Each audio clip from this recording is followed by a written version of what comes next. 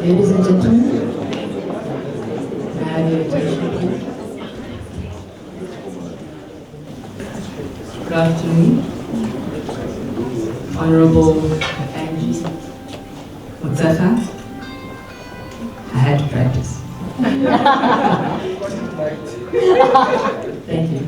Minister of Defense and Military Veterans, Ambassador Mirko Manzoni, who is Ambassador of Switzerland for South Africa, esteemed guests, colleagues, friends of Switzerland, ladies and gentlemen.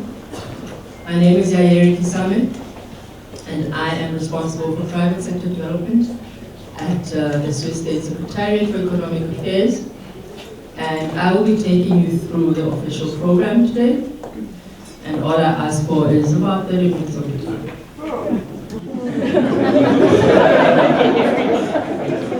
On behalf of all my colleagues at the Embassy of Switzerland and in the spirit of Swiss South African hospitality, I welcome you all to our National Day. Today we're celebrating, isn't February, 734 years since the formation of the Swiss Confederation. Wow.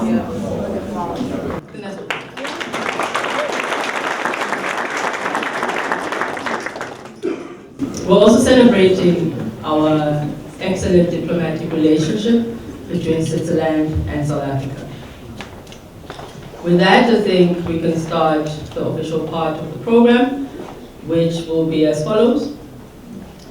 We will have the band play the national anthem of Switzerland first, and then South Africa.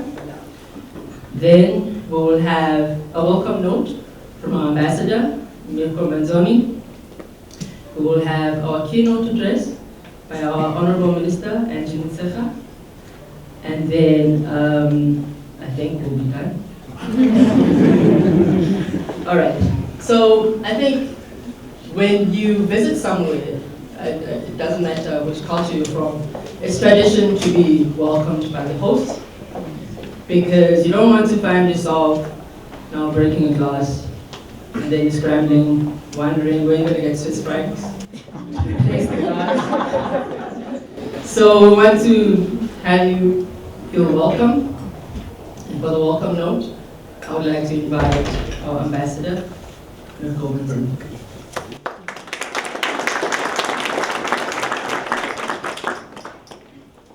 Thank you. So I will start by saying to you that this year I have a speech with numbers. I hope I will not lose the page like yesterday. Honorable Angie Mutsaha, Minister of Defense and Military Veterans, dear friends of Switzerland. Buongiorno, guten Tag, bonjour, allegra. I'm very pleased to welcome so many of you to our celebration of the Swiss National Day. I'm sure that the real reason you are here today is to hear the speech, and not just for the cheese and chocolate. On the Swiss National Day, on 1st of August, we celebrate the signing of the Federal Charter in 1291, which is considered the birth date of Switzerland. Over the last 734 years since then, Switzerland has changed a lot. For example, it has evolved from a union of few mountainous German-speaking regions to a country with many different landscapes and 4 national languages. This multi-language is one of the many things that Switzerland and South Africa have in common. South Africa is actually one of the few countries in the world that surpasses Switzerland in the number of official languages. Of course, it is not enough to just recognize several languages in the Constitution. Living together peacefully in diversity requires continuous commitment and constant effort. More than 100 years ago, former Swiss President Giuseppe Motta from my canton said, "Il dovere di ogni svizzero, a parere mio, è quello di scongiurare ciò che divide e coltivare ciò che unisce. In my opinion, it is the duty of every Swiss citizen to overcome what divides us and to cultivate what unites us. Speaking of unity, I would like to highlight last year's formation of the Government of National Unity here in South Africa. I believe it was a significant moment for the country. In Switzerland, we know that such an inclusive form of government has many advantages, but also brings its challenges. Today, Switzerland prides itself for its long tradition of inclusive coalition government. Indeed, the four major parties are represented in cabinet according to the so-called magic formula. But the development of this system took time and had its challenges. In fact, after the establishment of the modern federal state in 1848, it took over 4 decades before a second political party was included in the Swiss government. And it was only after another 67 years that all major parties were permanently represented. Building inclusive governance takes time and perseverance. Here in South Africa, I sometimes witness a sense of impatience with the current authorities. Even though I'm not here to give advice, I humbly think that putting in place a workable coalition takes time and endurance. I'm confident that, like the Swiss managed to do it, South Africa will be successful in that undertaking. Our shared experience reminds us that building democracy is a journey, and one where our two countries can learn a lot from each other. This is why I am very proud that our two countries have a well-established political dialogue where issues around democracy and rule of law are intensively debated. To mention another example, last October, the President of the Swiss Council of State, Ursula Herzog, visited South Africa and met with fellow parliamentarians. We are looking forward to developing those exchanges and learning from each other's experiences about parliamentary processes and the role they play in a democratic state. This year, another important opportunity for high-level exchanges between our two countries has been offered by the G20. Let me commend South Africa on the impeccable work done so far as president of this important group. Allow me also to thank your country for inviting mine to several important gatherings, although Switzerland is not a formal member of the G20. So thanks to South Africa's G20 presidency, among others, our two presidents have already met twice this year, and at the World Economic Forum in Switzerland and at the G20 Finance Minister meeting this February in Cape Town. Following their meeting in Western Cape, it is with pride that I can announce that President Ramaphosa has accepted the invitation for a state visit in Bern later this year. I would like to mention that Switzerland organizes only 2 state visits each year. Seems that we are a bit lazy.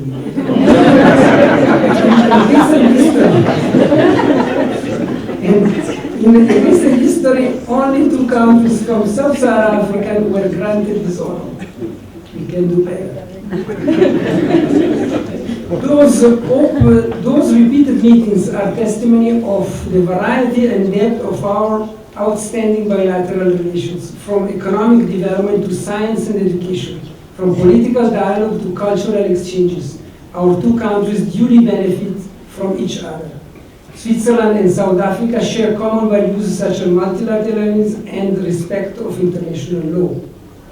As the Swiss President Karin Keller-Sutter said in her National Day address, we are living in times of upheaval. Power politics and protectionism are becoming more important than our multilateral order with the freest possible trade. Our country is in favor of multilateral order, peace and security, open markets and democracy, but it can influence the course of global affairs only to a very limited extent. This is precisely why we need to collaborate with partners like South Africa, who share these fundamental values. Repeating Giuseppe Motta's words, let's us work together to overcome what divides us and cultivate what unites us. Before handing over to the Honorable Minister, I would like to thank the whole team of the Embassy and everyone who helped to organize this today event. Special thanks go to the sponsors. In particular, I want to thank Lynn for sponsoring a wonderful selection of chocolate, dessert, and little chocolate tracks for you to take home. The Lufthansa Group and the Swiss International Airline for the amazing raffle prize of 2 economy class tickets between Johannesburg and Zurich. Nestlé and Nespresso for sponsoring the wonderful coffee station you will find inside the dining hall, and some treats and refreshment for you to take home. Eikendal for generously playing host to a wine lounge experience which you can find inside, and Schindler for their very generous contribution which helped enable this event. Thank you, and please enjoy this day with us. I would now like to invite Honorable Angie Mtseha to deliver a keynote address.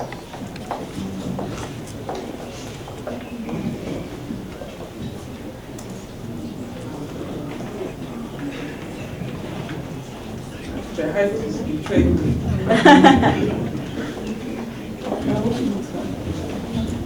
So I just, I'm going to stick to my toes.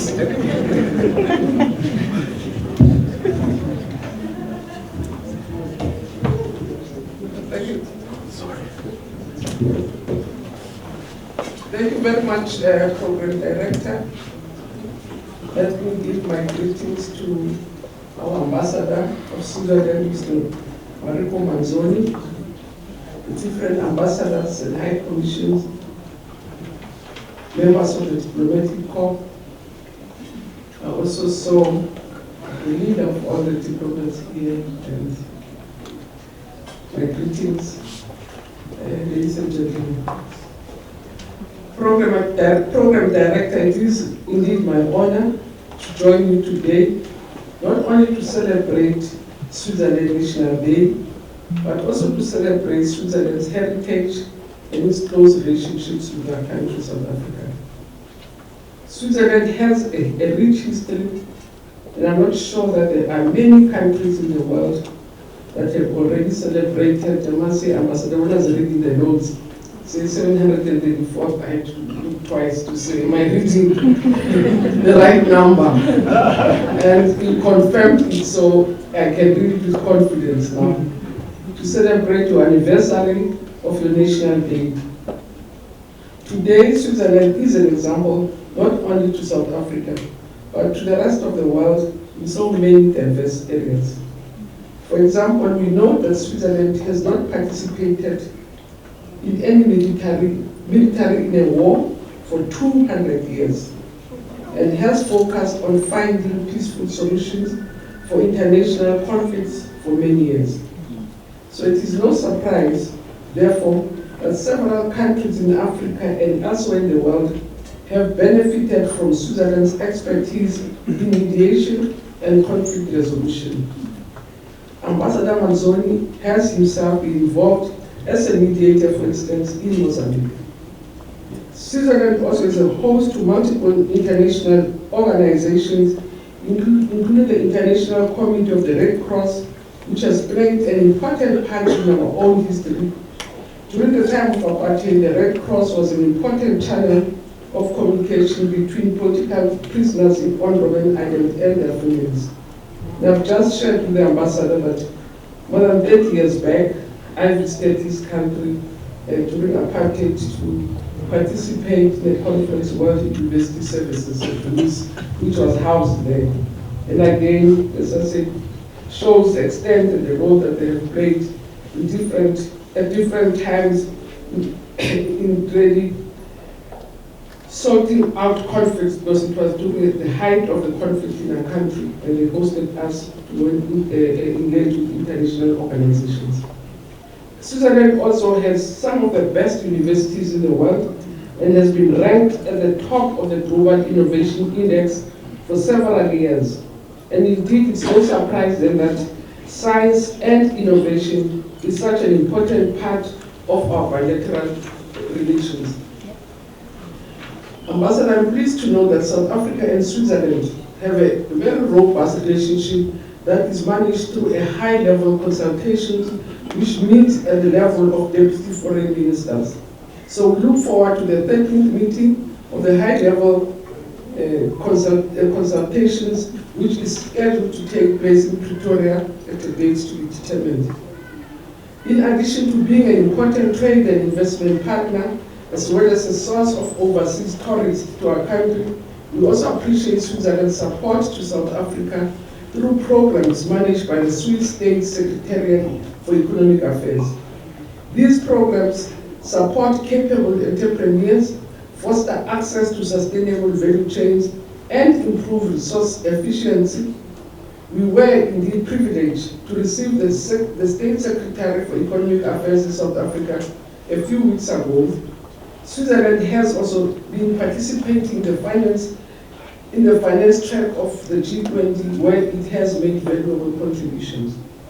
We have noted, Chair, that the government of Switzerland has adopted a sub-Saharan Africa strategy, which in our view is an indication that Switzerland understands the growing geopolitical relevance of our continent and desire to engage with it in a positive and constructive manner. In conclusion, Chair, I wish to use this opportunity to thank you, Ambassador Manzoni, for your contribution you have made to strengthen our bilateral relations since you arrived in our country. This is highly appreciated, and we have high expectations that South Africa-Switzerland relations will grow in substance and diversity during the remainder of your term. I'd like to invite you, Excellencies, ladies and gentlemen, to join me in a toast to the government and the people of the Swiss government as they celebrate, I don't know how to give you what it sounds, country's 784th anniversary of the national games, and to continue to work in cooperation in South Africa and Switzerland to the benefit of the people of our country. We really want to congratulate you for this good number.